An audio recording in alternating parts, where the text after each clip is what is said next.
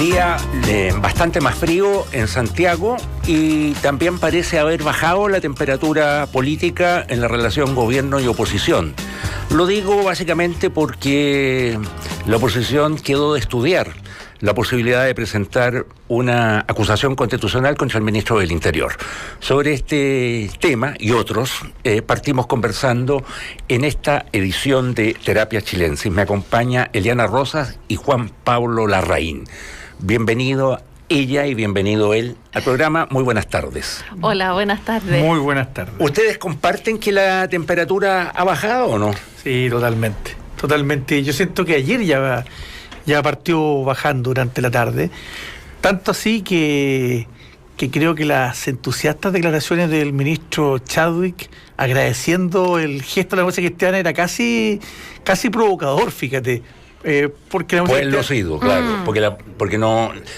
¿Para qué involucrarse? Claro, ¿para qué? Cuando ellos estaban, buscando una salida digna, la democracia cristiana, de no participar de una acusación constitucional, diciendo, la vamos a analizar en su mérito, y al decir que la analizaban en su mérito, era que no había acuerdo previo. Si no había acuerdo previo, el Frente Amplio no estaba disponible, por lo tanto, no había acusación constitucional. Era una buena salida que estaba proponiendo la democracia cristiana. Ahora, me llamó mucho la atención con la rapidez con que se prendió la pradera ayer en la mañana.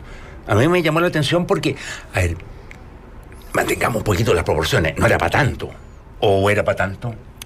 Tú dices toda la discusión en torno a la acusación. La chispa que saltó a raíz de la declaración... De la interferencia. A raíz de la interferencia, a raíz de la filtración de una declaración de un ex general de Carabineros. Que cita Entonces, me pareció todo... medio interferencia. Me pareció todo destemplado, me pareció descontrolado, sobredimensionado, no sé. Es que... me quedé con esa sensación. Es probable que haya habido racionalidad en algún momento. Si fue así, yo no la vi nunca. Es que yo creo que se alimentó primero una especie de malentendido entre esta idea del fuego cruzado y si Camilo Catrillanca y el adolescente que lo acompañaba iban armados o no, y la verdad es que no, esas dos cosas no están amarradas, porque puede haber habido fuego, después se desechó, sabemos que son mentiras, ¿no? Pero teóricamente uno podría haber sostenido la idea de que hubiera fuego cruzado y que ese fuego no proviniera de Camilo Catrillanca y su acompañante. Sin embargo, yo creo que esa confusión que se provocó, esa asociación de la que se hicieron eco también los medios, no fue suficientemente aclarada y más bien fue más exacerbada con la declaración del ministro sobre que la comunicación con el general Victoriano había sido mala, etcétera. Entonces creo que eso tampoco ayudó mucho a aclarar el problema, ¿no? Más allá de cómo se retiran la idea de la acusación constitucional. Sí, yo creo que estamos con la epidermis, pero muy sobre... Eso está claro, ¿no? Y estamos reaccionando, o sobre reaccionando a cosas de manera muy violenta, cosas que son reprochables. Yo creo que el eje cambió. Recordemos, la semana pasada nos hablamos de otra cosa, que de Boric. Sí. Y el tema de la polera y la foto de Jaime Guzmán. Aquí hubo una oportunidad que la oposición ve de cambiar el giro, donde yo creo que en todo caso, el ministro tampoco estuvo muy feliz en cómo enfrentó el tema, pero yo también concuerdo contigo que era un poquito exagerado votar al jefe del gobierno, al jefe político del gobierno, a la segunda autoridad del Ejecutivo, por una cosa como esta. Me parece una exageración. Ahora sí creo que la figura de Chadwick está debilitada, y si no hace algo para dar un giro, van a seguir buscándole cosas sin que duda, a lo mejor van más allá de Catrillanca. Pero sin duda, porque al final la oposición, más que buscar acuerdos, más que buscar proyectos, más que buscar destino, a lo que está dedicada simplemente es a estudiar las coyunturas más favorables para debilitar al gobierno, nada más. Ese es o sea, no está dedicada ni a pensar, ni a reflexionar, ni a estudiar qué diablos pasó, que la derrota electoral de la nueva mayoría fue tan contundente. No, eso no está en su bitácora. No, porque no requiere coordinación, no requiere un gran trabajo. El siempre juntarse por un no es más fácil. Pero escarbas un poquito y veías ya que aparecían posiciones distintas. Claro. Y eso hace que se empiece a enfriar la temperatura y que yo creo que Chadwi hoy día está respirando tranquilo. Por lo menos por un tiempo, porque se formó esta comisión de abogados de los distintos partidos para ver la viabilidad de la acusación. Y también uno ve un cierto affectio societatis respecto de la reforma tributaria, ¿no? Donde también hay un acuerdo de conversar sobre ciertas bases, falta mucho, pero la idea es un acuerdo curioso en todo caso, porque se dieron 45 días para dialogar y ponerse de acuerdo, pero dentro de los 45 días vienen 30 de receso, entonces es un poquito curioso el acuerdo. Claro, reales hay 10, 12 días por delante. Sí. Exacto. Ahora, pero volviendo al caso Catrillanca, yo creo que lo que ha pasado en estos días, una vez más, revela toda la división interna en Carabineros, ¿no? Porque vemos que este informe que telefónicamente hace el general Victoriano al ministro del Interior no es consistente con el informe escrito que recibe el ministro del Interior, que no fue elaborado por el general Victoriano, sino por un coronel a cargo de las fuerzas especiales. Eso es muy raro. General Victoriano que renuncia. Entonces, inmediatamente después, pareciera que este es un general que se ve sobrepasado en sus decisiones por un superior y que queda de alguna manera solo, ¿no? Y eso explicaría su renuncia, pero es muy raro eso, esa diferencia, y eso explica lo que se presenta como una inconsistencia. Lo que dice el general Victoriano por teléfono no es lo mismo que lo que dice el informe. Esa carencia de ese dato o esa inclusión de ese dato es muy relevante. Es relevante. Muy relevante. Es relevante, ciertamente. Y yo creo que, circunstancias así, yo creo que fueron las que fueron minando el liderazgo y el control que el director general estaba ejerciendo por esos días en Carabineros. Yo creo que es una de las... Es parte, no creo que haya sido el factor dirimente, pero yo creo que es parte del rompecabezas que el gobierno se compuso, digamos, para proceder al cambio de mando del director general. Del director general. No lo descarto. No lo descarto porque hasta ese día veo que continuaban las vacilaciones, las versiones y más que vacilaciones, pues ya son tumbos en sentido distinto. En sentido distinto. Y lo complejo es la profundidad que eso tiene, ¿no? Porque no se trata simplemente de generales en posiciones de responsabilidad nacional, sino que eso empieza a permear a los liderazgos de Carabineros en las regiones, y eso es complejo porque es más profundo que la superioridad. Y la contracara de todo esto es ¿qué va a hacer el gobierno ahora para retomar la agenda? Porque este tema ya nos tiene con altos y bajos, se nos metió lo de Boric entre medio, pero de cómo se ha tomado la agenda política. No hemos hablado de otra cosa que Carabineros y el caso de la Araucanía de Catrillanca ya hace varias semanas, con todos sus efectos colaterales que ha generado y cómo la moneda necesita algo para recuperar la conducción de la agenda. Yo creo que algo de eso está haciendo, digamos, al impulsar la ley o sea, el proyecto de modernización de Carabineros, ¿no? Y donde yo creo que si los parlamentarios consideran esta iniciativa con algún sentido republicano, no debiera ser difícil llegar a acuerdos respecto de esa materia, porque es una materia, digamos, que al gobierno, a oposición, a ciudadanos empingorotados, a ciudadanos de pie, digamos, le interesa por igual. Tenemos que tener un cuerpo de carabineros que recupere los niveles de credibilidad, de confianza que tenía y que mejore sustancialmente los niveles de eficiencia también que necesita. Materia en la cual yo creo que ahí hay mucho terreno que ganar.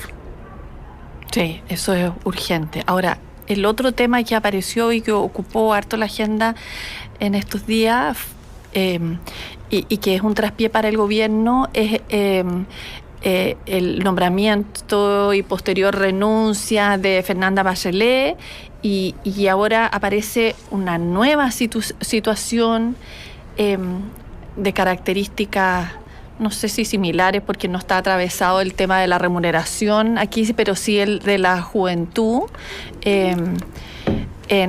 respecto de un Benjamín Salas Cantor, un hijo de la ministra del Deporte, ¿no? Donde de nuevo tenemos la discusión sobre si... Este pobre va a ser siempre Salas Cantor. Nunca va a ser Salas. Claro. Efectivamente. Claro, obviamente. La discusión sobre si tiene la suficiente experiencia o no para asumir este rol en la PEC. Y a mí la suma de las dos cosas me hace pensar que algún ruido hay en la Cancillería, porque las dos cuestiones salen de allí, las dos críticas salen de allí. Yo la información que tengo respecto, en el caso de la Fernanda Bachelet, se llama Fernanda, ¿no? Sí, Fernanda Bachelet, Fernanda, yo entiendo que las autoridades de ProChile, en este caso Jorge O'Ryan, manifestó en las aprehensiones que habían, a pesar de que sus declaraciones en on the record han sido respaldarlas, yo entiendo que él hizo sus aprehensiones previas y se le indicó que procediera y que fuera adelante, y él las hizo. Yo en el caso al revés de Salas Cantor, a quien no conozco y sé que está apareciendo como gran mérito solo ser hijo de la ministra del Deporte, y no creo que sea ese su único mérito. Como que también nos hemos olvidado que muchos nombramientos, no ahora, sino que recientemente en gobiernos pasados o mucho antes, recordemos cuando Andrés Saldívar fue ministro de Hacienda con 29 años, José Piñera fue ministro de Minería y después de Trabajo, o no sé o cuál es el orden primero, también con 30 años, que una persona dirija esté a cargo de una secretaría ejecutiva, de un encuentro que era en Chile, con 27 años, que la sola juventud no me parece que sea condenable, sino que además tiene parece que un expertise razonable, no me parece homologable al caso de Fernanda Bachelet. El problema es que viene justo después. Con eso se inflama. Claro. Se inflama y no hay brigada de bomberos que sea capaz de detenerla. Pero me da la impresión que no aprendió, al menos hasta la hora de este programa, no aprendió los niveles que prendió lo de Fernanda Bachelet desde un principio. Claro, porque además ahí estaba el tema de la remuneración. Y la influencia. Claro. Y yo creo que el gobierno se equivocó porque pensó que bajando la remuneración esto se iba... Y ese no es el punto, el tema del sueldo no era el punto. No. Era un ingrediente sabroso que le ponía pimienta, pero el gran problema era eso, era la hija de su amigo y socio que tenía su pololo en Nueva York y sin experiencia para ese rol. A él, oye, fueron socios en alguna época muy cercanos. No sé si esa amistad hoy día será tan cercana, tan estrecha, pero fueron muy estrechos. Es verdad que las dos situaciones son distintas y que puede ser muy bueno incorporar sangre joven en la administración del Estado. A mí lo que me llama la atención es que provenga de donde mismo, y yo no sé si eso es revelador de una cierta inquietud que hay en la Cancillería. Hay ruido con él, es evidente. ¿Cierto? O sea, en todas estas apuestas o quinielas que hay respecto a un eventual cambio de gabinete, incluso ahora en enero, que yo no creo, pero marzo, hay muchos que dan Ampuero en ese cambio. Así, aparece la figura de Ampuero. Ahora, mientras más aparece, tanto como candidato para que te nombren de algo como que para que te saquen, probablemente lo termine firmando. Lo termina firmando, sí, esa es una posibilidad. Ahora, lo que hay de sustantivo, no sé, yo no conozco a este joven, digamos, al hijo de Pauline Cantor, no tengo idea si está calificado o no está calificado. Lo que sí yo le pediría a la Cancillería es que se apure con los nombramientos. Yo encuentro que eso es sustantivo. El joven Sala, digamos, me tiene... Sin cuidado. Sin cuidado. O sea, no, yo creo que los destinos de Chile no pasan, digamos, por la reunión que vamos a tener de la PEC aquí en Santiago próximamente, porque es este año, ¿no? Este año, fines de año. Sí, sí me parece increíble, digamos, que haya mucho nombramiento todavía a un año prácticamente de que entrara este gobierno. Y que todavía no hay embajadores. Y la señal que le estamos dando a estos países también es mala de parte nuestra. No es solo el interno, sino que tú le estás diciendo a esos países, oiga, usted para mí no es prioritario. Se sienten ninguneados, efectivamente. Claro. No, eso me parece serio. Lo otro me parece chimuchina, la verdad. No, chimuchina incluso esta cosa de Fernanda Bachelet. Me parece, no sé, no. Es cierto que a lo mejor no tenía experiencia, pero a ver, si no tiene experiencia, a lo mejor lo puede hacer estupendamente bien. Sí, claro. Sí. Es más, la evaluación que había de ella respecto a hasta cómo lo había hecho hasta ese minuto, era de que lo había hecho muy bien, había sido una gran movilizadora, aglutinadora y coordinadora de los demás agregados, porque en Estados Unidos hay, no sé si tiene la condición de agregados, pero hay varias oficinas comerciales repartidas en Estados Unidos, y ella había asumido, a pesar de su juventud, un liderazgo importante. El problema la condenaba ser hija de quién y eventualmente de cómo llegó. De acuerdo. Eso es lo que la condenaba. Y que es verdad que aun cuando puede haber personas muy excepcionales que aún sin experiencia hagan un buen trabajo, la administración del Estado uno espera que tenga se maneje sobre la base de ciertos criterios que den algo de seguridad, que no juegue que no opere sobre la base de la posibilidad de una excepción, ¿no? De que haya una persona excepcional, sino que haya una cierta seguridad en la selección. Yo creo que con lo que pasó con Javiera Blanco exacerbó ahora que cualquier nombramiento tiene que cumplir, pero los 10 mandamientos de las tablas de la ley, y nadie se puede salir de ahí. Yo creo que tú dices que lo que pasó en el Consejo de Defensa, que es otro estadio, fue otro nombramiento en otra, además prácticamente la práctica vitalicio, y eso generó tal nivel de molestia en la opinión pública que yo creo que hoy cualquier nombramiento de otra escala, de menor envergadura, está expuesta al escrutinio público de una manera mucho más feroz de la que estaba antes. Que en general nos estamos moviendo en eso, con tan poca posibilidades de diálogo, de aceptar ciertas cosas. Estamos con ganas de pelear. Estamos con ganas de pelear y el sistema político está ligeramente entrampado, yo creo. Ligeramente entrampado, como hay un gobierno, hay un presidente que no tiene mayoría en el Congreso, entonces todos sus planes de reforma tienen que ser negociados en el Congreso, y a lo mejor está muy bien que así sea, pero tiene que haber el suficiente juego de piernas, la suficiente flexibilidad, tanto en el poder legislativo como en el poder ejecutivo, para generar esos acuerdos mínimos que se necesita para gobernar, porque hay cosas que la oposición, digamos, puede decir: la voy a bloquear porque no me interesa que haya una reforma tributaria, lo voy a bloquear porque no me interesa que haya, no sé, una modernización de Carabineros, pero no puede seguir bloqueando que haya una reforma de pensiones, porque ahí el país tiene un problema serio. No puede bloquear iniciativas que el país está necesitando. Entonces me parece que como esa negociación se está haciendo un poquito tortuosa, un poquito traumática, el sistema político tiende a rigidizarse y tiende a mantener las posiciones más duras. Sí. Ahora, yo creo que, está un poquito trancado.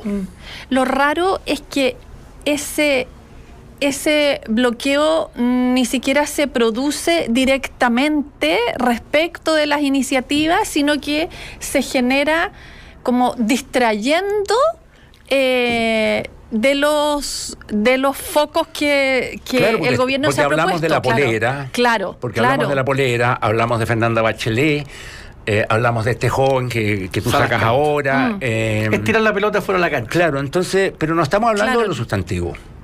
Y eso, a ver, encuentro que ¿Pero no sientes que no que la política está mala. hace rato en eso?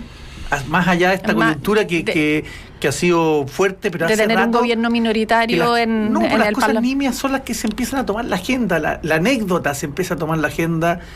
Los medios también recogemos la agenda y se va retroalimentando. Si tú me hubieses preguntado hasta antes de Catrillanca, yo creo que más o menos algo se había avanzado. Yo creo que fue positiva la experiencia de la moneda en los 5 grandes acuerdos a los cuales convocó. Con las comisiones. Con las comisiones. Yo creo que de ahí salieron bastantes iniciativas, proyectos de ley que algunos están encaminados y proyectos de ley que incluso algunos ya son leyes. Yo creo que el crimen de Catrillanca descuadró totalmente la discusión política, la descuadró. Y la crispó. Sí. Y todavía estamos en esa, digamos. Claro, y ahí al revés de lo que pasa con la anécdota, más bien se produce una situación que pone de manifiesto un montón de temas pendientes que son muy profundos, que no son nada de anecdótico. Entonces es una situación un poco distinta de la que puede ocurrir con la discusión que se genera con los nombramientos, por ejemplo. Sí, que revela la profundidad de un problema. Sí, lo sorprendente y los carabineros también. Un problema grande que hacía referencia a tú, Héctor, era la carencia de nombramientos, y ahora que hay unos pequeños nombramientos le vuelve a generar un problema. Claro. Sí, y son anecdóticas esas situaciones, pero enredan la agenda, trancan la pelota, no se puede avanzar. Sí, es cierto. Pero que hay un problema, lo hay. Lo hay y no sé. Como hoy día las encuestas importan sobremanera, habrá que ver en qué se traducen todos estos tiras y aflojas en la próxima encuesta, la próxima semana. En esa estamos. En 2 o 3 semanas más ya va a dejar atrás. Exacto. El efecto de esa encuesta de esta semana. Claro, en esa estamos. Yo creo que por el lado de las noticias económicas, la situación es bastante más tranquila, me da la impresión. Hasta buenas noticias han habido. Efectivamente. El último MASEC le dio ahí un respiro importante al gobierno. El presidente el otro día tuvo una discusión o un debate con ciertos analistas respecto a la convicción o no de que se va a lograr el 4% de crecimiento el año 2018, y yo creo que esto le vino como anillo al dedo al gobierno. Ahora, hay un divorcio todavía entre esos números buenos, sólidos respecto a lo que veníamos de antes, versus cierta sensación que hay, que es muy extraña ese divorcio, esa dicotomía que hay entre los números buenos entre los números macro. En los números macro, que claro, que pocas veces llegan a lo micro. Claro. Y que alejan esta recuperación que es real, pero todavía la gente no la... o dice que no la siente. Claro. O la siento yo, pero ya no la siento. Ya parece que se empiezan a mover los indicadores de empleo. Parece que empiezan a moverse. Y la inversión también lo hemos visto. No, la inversión se está moviendo rápido. Las mineras están invirtiendo nuevo. Vimos Falabella hoy día aumentó su plan de inversiones que ya había sido anunciado, lo aumentó. Esos son señales bien positivas. Sí.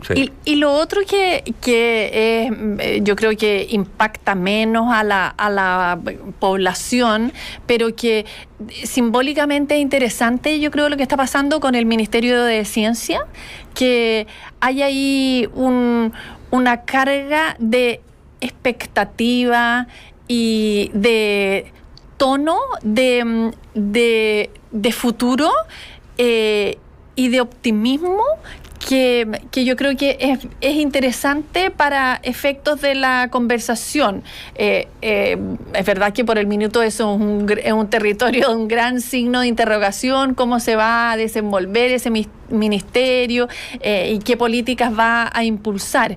Pero el solo hecho de que eso exista y tenga el encargo que tiene, lleva necesariamente a hablar de futuro. Y eso yo creo que es interesante, que cambia el foco de la conversación. No sé si la comunidad científica, tenga niveles de tolerancia y de capacidad de reflexión y capacidad de acuerdo mayor que la que existe en el mundo de la cultura, por ejemplo. Yo creo que en el mundo de la cultura las relaciones son bastante crispadas, sí. Pero muy crispadas, ahí es de guerras muy hirientes. Es mucho ego también. Mucho ego. Yo no sé en el mundo de los científicos, en la comunidad científica, nosotros, pero pareciera ser que sí, pareciera que sí, pero ese mundo científico tiene... En gran parte también es un mundo académico, y el mundo académico, por Dios que es belicoso y por Dios que es que se deja arrastrar con facilidad por las pasiones y por digámoslo francamente, por las pequeñeces muchas veces. Por la vanidad, claro, tiene esos elementos, pero yo creo que en la medida en que se mueve dentro de ciertos estándares de objetividad, hay un espacio más posible para la colaboración. ¿Tú dirías que los científicos son cabeza más fría que la gente de la cultura? Sí, sin duda. Y colaboran entre sí. Sin perjuicio de estas pequeñeces humanas de las que hablábamos, pero yo creo que sí, que hay un espíritu más colaborativo entre los científicos. Qué bien, pues. Dios te oiga. Monitorea tus inversiones cuando y donde quieras a través de la aplicación Mi Inversión. Descárgala en tiendas oficiales App Store y Google Play. Banchile Inversiones, soluciones digitales para optimizar tu tiempo. No se vaya de la sintonía de Radio Duna, porque a continuación viene información privilegiada al cierre. Tenemos que agradecer la participación en esta edición del programa de Yana Rosas y Juan Pablo Larraín. Muchas gracias por su sintonía. Nos encontramos mañana jueves aquí en Terapia Chilensis. Muchas gracias. Buenas noches. Gracias, buenas noches. Buenas noches.